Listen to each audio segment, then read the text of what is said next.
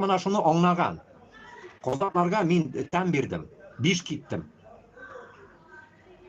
Казаклар наглым образом айта, президент біздің говно. Но халық на все пойдет. Шулай айтырга біздің халықны нәрсе тілі юк міне. И потом кто-то пишет, өзбеклер, немеге сен казакны әйбәт дейсің, bizni yomon дейсің. Если оно так, если мы молчим, башкирт, татар, өзбек, мына мені 3 қаным бар. Если мы молчим, мы молчуны, ну, олай болмай. Олай болмай. Біз әзәябіз, во-первых. Урыслар өлмей.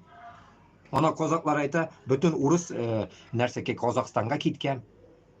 Куттак бармы Қазақстанда урысларға?